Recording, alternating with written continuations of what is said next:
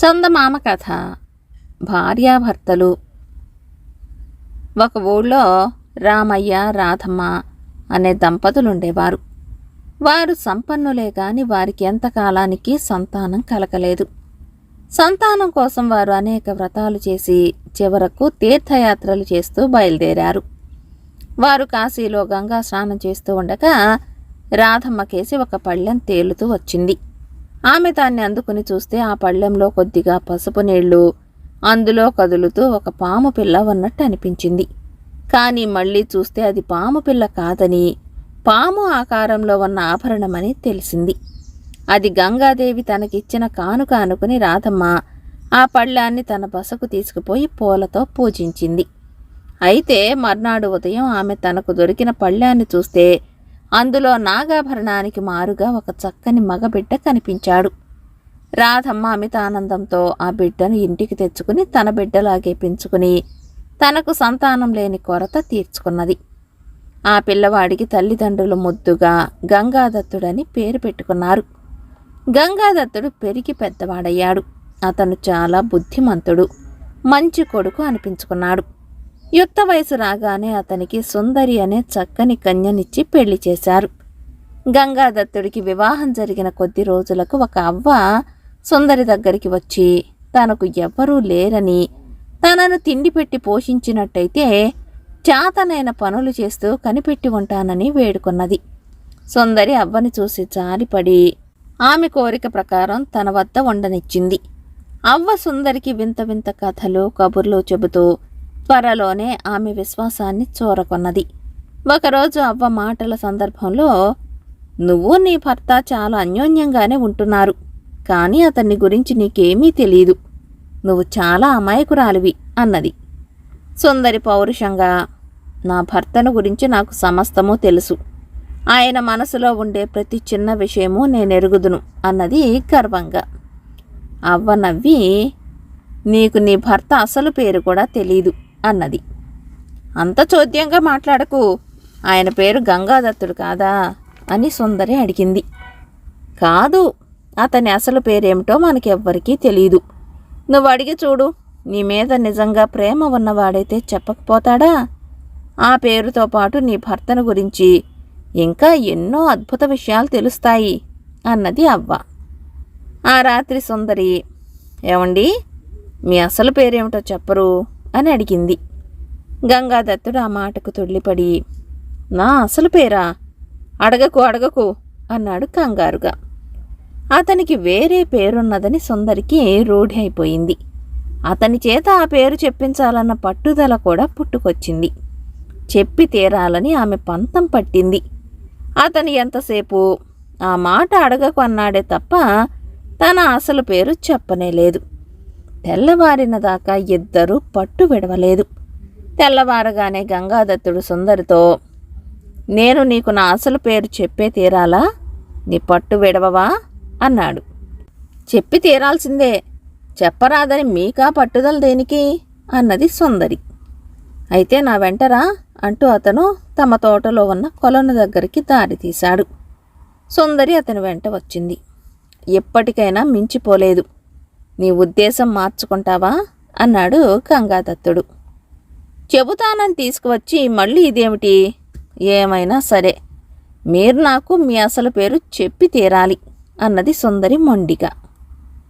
నేను నాగపుత్రుణ్ణి, నా అసలు తండ్రి నాకు నామకరణం చెయ్యలేదింకా అంటూ గంగాదత్తుడు కొలనులోకి దూకేశాడు.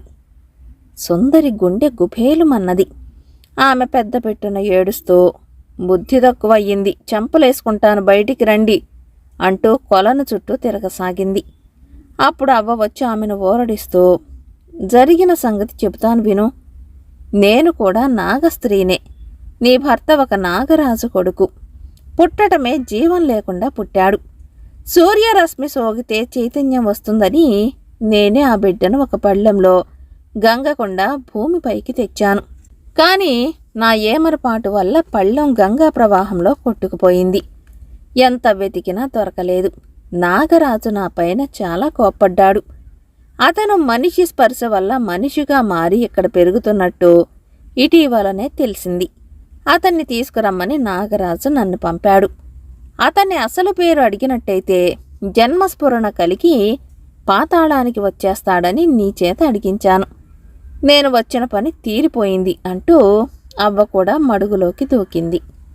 సుందరి సమయస్ఫూర్తితో అవ్వ చెంగు పట్టుకుని తాను కూడా మడుగులోకి దూకింది. ఇద్దరూ పాతాళం చేరాక అవ్వ, సాహసం చేసి నువ్వు కూడా వచ్చేశావా? ఇక్కడే ఉండు, నీ భర్త ఏ స్థితిలో ఉన్నాడో చూసి వస్తాను అని వెళ్ళిపోయింది. కాసేపటికి ఆమె తిరిగి వచ్చి, నీ భర్త ఈ పక్కనే గదిలో నిద్రపోతున్నాడు. అతని పక్కనే కాసేపట్లో అతని తల్లి భోజనం పెట్టిపోతుంది. నువ్వు వెళ్ళి గదిలో దాక్కో.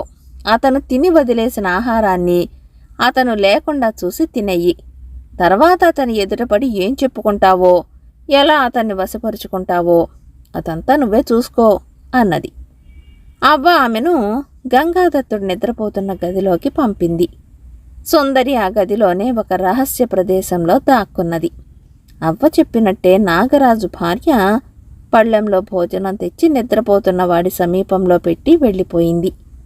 కొంతసేపటికి అతను లేచి ఆహారం చూసి తినటం ప్రారంభించాడు. కానీ అతనికి ఏమీ సహించినట్టు లేదు. కొద్దిగా తిని చెయ్యి కడుక్కోవడానికి వెళ్ళిపోయాడు. వెంటనే సుందరి తాను దాగిన రహస్య ప్రదేశం నుంచి యువతలికి వచ్చి అతను వదిలేసిన ఆహారం తిని మళ్ళీ వెళ్ళి దాక్కున్నది. గంగాదత్తుడు తిరిగి వచ్చి ఖాళీ పళ్ళెం చూసి, ఏమిటది, ఈ పళ్ళెం ఎవరు ఖాళీ చేశారు అన్నాడు పైకే. నేనే అంటూ సుందరి అతని ఎదురికి వచ్చి, నన్ను క్షమించండి, మీతో పాటు నన్ను కూడా ఇక్కడే ఉండనివ్వండి అని బతిమాలుకున్నది. ఆమెను చూడగానే అతనికి సంతోషమైంది. కానీ మరుక్షణమే విచారంగా, అదెలా సాధ్యం? నువ్వు మనిషివి, నా తండ్రి చండశాసనుడు. నిన్నిక్కడ చూస్తే ప్రాణాలతో విడవడు. నిన్ను ముందు ఎక్కడన్నా దాయాలి అన్నాడు. సుందరి తల వంచుకుని దిగులుగా, నన్నెక్కడ దాస్తారు, ఎంతకాలం దాస్తారు? నేను చేసిన పాపానికి నేనే శిక్ష పొందాలి. మీరు నన్ను క్షమిస్తే చాలు. మీ తండ్రి నన్ను చంపినా నాకేమీ అభ్యంతరం లేదు. ప్రాణం కాపాడుకోవటానికి నేను ఈ లోకం వదిలి మటుకు పోను అన్నది. గంగాదత్తుడు కొంచెం ఆలోచించి, ఈ చిక్కు నీది మాత్రమే కాదు, నాది కూడా. నువ్విక్కడే ఉండు అంటూ వెళ్ళిపోయాడు. అతను తిన్నగా నాగరాజు వద్దకు వెళ్ళి, నా కోసం నా భార్య కూడా వచ్చేసింది. ఆమెకు మీరు ఏ శిక్ష విధిస్తారో నాకు అదే విధించండి. ఎందుచేతనంటే నన్ను విడిచి ఆమె ఉండలేనట్టే ఆమెను విడిచి నేను ఉండలేను. ఇక్కడికి చేరాక నాకు తిండి కూడా సహించలేదు అన్నాడు. నాగరాజు తన కొడుకు కేసి చాలాసేపు చూసి, చాలా కాలం మనిషి లోకంలో ఉండి నీలో నాగ లక్షణాలు లేకుండా పోయాయి. అందుకే మానవ భార్య కోసం తపించిపోతున్నావు. నువ్వు కోరినట్టు మీ ఇద్దరికీ ఒకటే శిక్ష ఇస్తాను. మీరిద్దరూ తిరిగి మానవలోకానికి వెళ్ళిపోండి అన్నాడు. నాగరాజు తన కొడుకును కోడలిని భూమిపైకి ఊరికే పంపలేదు. బోలెడన్ని రత్నాలు కానుకలిచ్చి మరీ పంపాడు. తర్వాత గంగాదత్తుడు సుందరి సుఖంగా జీవించారు. కథ సమాప్తం.